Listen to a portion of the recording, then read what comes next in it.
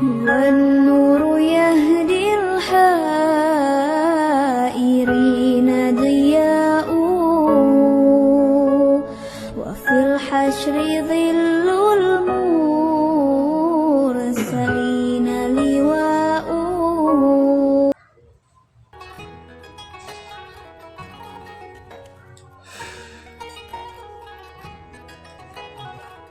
Assalamualaikum warahmatullahi wabarakatuh. Alhamdulillahi rabbil alamin. Wassalatu wassalamu ala ashrafil anbiya'i wal mursalin Sayyidina Muhammadin wa ala alihi wa sahbihi ajma'in. Amma ba'd. Qala Allah ta'ala fi kitabil karim, A'udzu billahi minasy syaithanir rajim.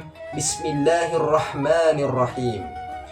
Yarfa'illahu alladzina amanu minkum walladzina utul ilma darajat. Shadaqallahul azim wa shadaqal mursalin. Hadirin wal hadirah rahimakumullah. Dalam pendekatan bahasa Arab ada dua makna tentang ilmu pengetahuan. Yang pertama, al-fahmu, yang artinya paham, dan yang kedua al-idrak, yang artinya terjangkau dan dikuasai. Al-ilmu huwa al-fahmu wal-idrak. Ilmu itu apa yang kita pahami dan apa yang kita kuasai dan jangkau. Hadirin yang berbahagia, lantas apa perbedaan antara pengetahuan dan ilmu pengetahuan? Mari kita bahas. Pengetahuan, atau dalam bahasa Inggris sering disebut dengan knowledge, adalah segala sesuatu yang bisa kita terima melalui panca indera. Apakah itu dari mata, pendengaran, maupun hati atau akal pikiran. Sedangkan ilmu pengetahuan, atau yang dalam bahasa Inggris dikenal dengan sebutan science, adalah segala sesuatu, baik itu pengalaman, pengetahuan yang kita terima dan bisa kita buktikan kebenarannya, atau tanda kutip bisa dibuktikan dengan standar ilmiah. Hadirin wal hadirah rahimakumullah.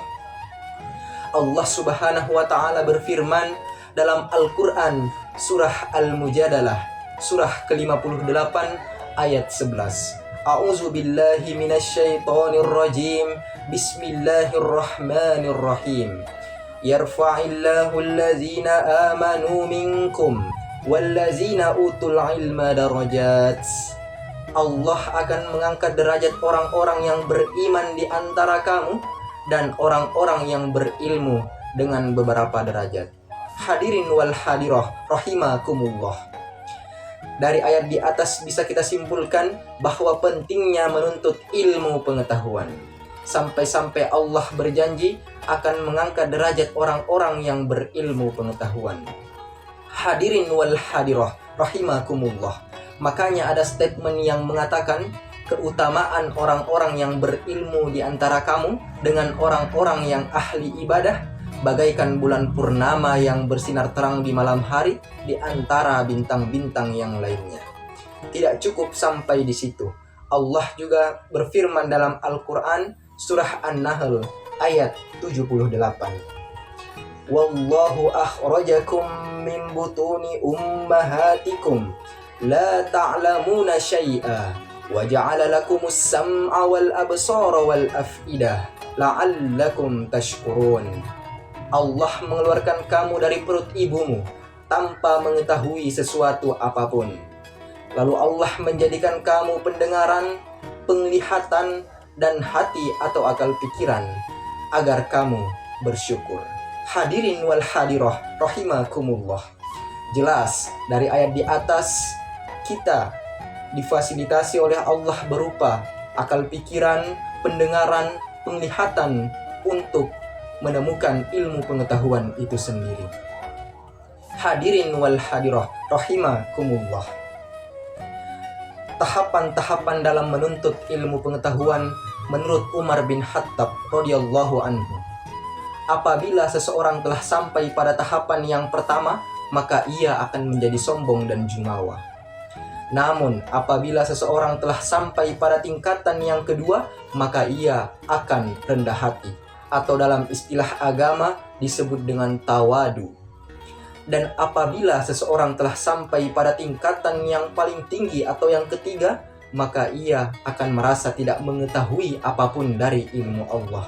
Ibarat kata, ketika seseorang menyelupkan jarinya di Samudra Pasifik, lalu dia angkat, lalu lihatlah apa yang menetes dari jarinya, itulah ilmunya. Masya Allah. Hadirin wal hadirah rahimakumullah. Ada 5 tipe orang-orang dalam menerima ilmu pengetahuan. Yang pertama, orang yang cepat hafal dan lambat lupa. Yang kedua, orang yang cepat hafal, cepat pula lupanya. Dan yang ketiga, orang yang lambat hafal dan lambat lupa. Yang keempat, ini yang agak ekstrim, orang yang sudah lambat menghafal, orang yang cepat lupa pula. Dan yang kelima, ini yang paling hebat, orang yang cepat hafal dan tak lupa-lupa. Hadirin wal hadirah rahimakumullah. Ada 6 syarat dalam menuntut ilmu sesuai dengan redaksi hadis Nabi Muhammad sallallahu alaihi wasallam. Syarat yang pertama yaitu cerdas. Ya, kita harus cerdas. Ada penelitian yang diteliti oleh orang non-muslim yang berasal dari Swiss. Dia mengatakan otak manusia 90% itu cerdas. 90% cerdas. 5%-nya lagi itu jenius. Dan 5%-nya lagi error, lambat, macam-macam, dan sebagainya. Hadirin yang berbahagia, jadi pilihan kita hanya ada 2. Menjadi manusia yang cerdas atau menjadi manusia yang jenius. Tidak ada pilihan yang ketiga. Karena cerdas merupakan anugerah Allah Subhanahu wa Ta'ala dan bodoh merupakan pilihan. Kita tinggal pilih apakah ingin memanfaatkan anugerah yang diberikan oleh Allah atau malah keluar dari anugerah itu. Pilihan ada di tangan Anda. Untuk syarat yang kedua yaitu sabar. Kita harus sabar dalam menekuni bidang kita masing-masing. Yang ketiga, gigih. Ya, kita butuh kegigihan, keinginan yang kuat dalam menuntut ilmu pengetahuan. Yang keempat, mempunyai harta yang cukup. Yang kelima, bergaul bersama guru. Dalam hal ini, dosen, al-ustaz, dan yang lain-lainnya. Dan yang keenam, dalam waktu yang lama atau panjang. Hadirin wal hadirah rahimakumullah. Kita sebagai mahasiswa, jangan jadikan ajang perkuliahan sebagai akhir dari proses pembelajaran. Karena ada hadis yang mengatakan, utlubul ilmi minal mahdi ilal lahdi. Tuntutlah ilmu dari buayan hingga ke liang lahat, bukan dari mahasiswa baru sampai ke strata 1. Hadirin wal hadirah rahimakumullah. Lantas bagaimana upaya kita dalam mengoptimalkan ilmu pengetahuan? Lihat Quran surah ke-96 ayat 1. Iqra bismi rabbikal ladzi khalaqa. Bacalah dengan menyebut nama Tuhanmu yang menciptakan. Jadi secara sederhana, membaca dapat diartikan sebagai proses pembelajaran. Makanya orang Arab sekarang mengatakan aina taqra. Maksudnya aina tadrus. Di mana kamu belajar? Jadi maaf apabila Anda mengaku sebagai muslim, percaya bahwa Allah adalah Tuhan yang Maha Esa, percaya dengan kesempurnaan dan potensi diri kita, maka tugas Anda adalah belajar. Mesti belajar. Bukankah Nabi mengatakan, "Talabul ilmi faridatun ala kulli muslim." Menuntut ilmu itu wajib bagi setiap muslim. Hadirin wal hadirah rahimakumullah. Kita sebagai pelajar, wabil khusus sebagai mahasiswa, jangan cukupkan hanya datang ke kampus terus duduk, apalagi duduk paling belakang dan gak mau nanya. Itu bukan sifat muslim. Sifat muslim tuh kita harus paham. Tanyakan, kenapa fisika begini? Kenapa hukum gaya F1 sama dengan F2? Kenapa gaya selalu berbanding lurus dengan tekanan? Kenapa? Apa hukum Pascalnya? Modifikasi lagi, keluarkan rumus cepatnya. Itu sifat muslim.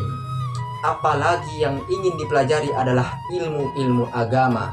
Maka berubah kalimatnya, dari fahmun menjadi fikhun, fikih. Apabila Anda memiliki kemauan untuk memahami ilmu agama, maka tambahkan huruf ta di depannya.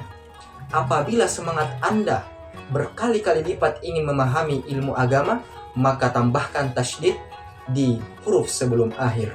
Menjadi tafaqquh, dari fikih menjadi tafaqquh. Muncullah Quran surah ke-9 ayat 122 At-Taubah. Wa ma kanal mu'minuna liyanfiru kaffah. Tidak semestinya orang beriman itu pergi semua berjuang di medan perang. Falaula nafara min kulli firqatum minhum ta'ifah. Hendaknya ada sebagian orang yang berkonsentrasi. Apa konsentrasinya? Liyatafaqahu fiddin, memperdalam ad-din. Apa itu ad-din? Islam. Dari mana taunya? Quran surah ketiga ayat 19. Inna dina indallahil Islam. Apa itu Islam? Islam adalah turunan dari amalan-amalan, pokoknya ada 5. Mulai dari syahadat, salat, puasa, zakat, haji. Hadirin wal hadirah rahimakumullah. Salah satu tokoh Indonesia yang berperan penting dalam membangun pendidikan di Indonesia yaitu Kiai Haji Ahmad Dahlan bin Kiai Haji Abu Bakar bin Kiai Sulaiman bin Kiai Ilyas bin Demang Jurang Juru Kapindo bin Demang Jurang Juru Sapisan bin Kiai Grebek bin Kiai Ishak. Siapa Kiai Ishak ini? Beliau merupakan putra dari Raden Ainul Yakin atau yang lebih kita kenal dengan Sunan Giri, yang nasabnya terhubung langsung dengan Ali Zainal Abidin, anak daripada Al-Husain, adik dari Al-Hasan, anak Ali bin Abu Thalib, zauj Fatimatuz Zahrah bintu Rasulillah sallallahu alaihi wasallam. Muhammad bin Abdullah bin Abdul Muttalib bin Hashim bin Abdi Manaf bin Qusay bin Kilab bin Murrah bin Ka'ab bin Luay bin Ghalib bin Fihir bin Malik bin Nazir bin Kinana bin Khuzaimah bin Mudrikah bin Ilyas bin Muzar bin Nizar bin Ma'ad bin Adnan bin Abdi bin Adri bin Muqawwam bin Nahur bin Tarih bin Ya'rub bin Yasjub bin Nabit bin Ismail alaihi salam bin Ibrahim alaihi salam bin Azar au bin Nahur bin Arid bin Kinan bin Arfahsyad bin Sam bin Nuh alaihi salam bin Mihlail bin Matussyalah bin Kinan bin Anwas bin Syits alaihi salam bin Adam alaihi salam. Jadi secara nasab jelas. Lantas apa peran beliau dalam membangun pendidikan di Indonesia?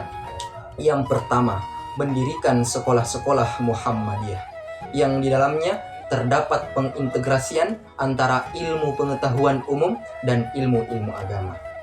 Yang kedua, mendorong pemahaman ilmiah. Kiai Haji Ahmad Dahlan mendorong penekanan ilmiah di dalam mengenali alam semesta dan juga fenomena alam. Bukan hanya sekedar perspektif agama, tetapi juga mendorong pada penekanan dalam perspektif ilmiah. Kemudian yang ketiga, yaitu mengajarkan ilmu pengetahuan berlandaskan Al-Quran. Kiai Haji Ahmad Dahlan mengatakan bahwa ilmu pengetahuan tidak pernah bertentangan dengan Al-Quran. Bahkan Al-Quran dapat dijadikan sebagai sumber inspirasi dalam mengembangkan ilmu pengetahuan. Hadirin wal hadirah rahimakumullah. Albert Einstein pernah mengatakan, "Science without religion is lame, and religion without science is blind." Ilmu tanpa agama adalah lumpuh, dan agama tanpa ilmu adalah buta. Akhirul kalam, wallahul muwafiq ila aqwamit thoriq. Assalamualaikum warahmatullahi wabarakatuh.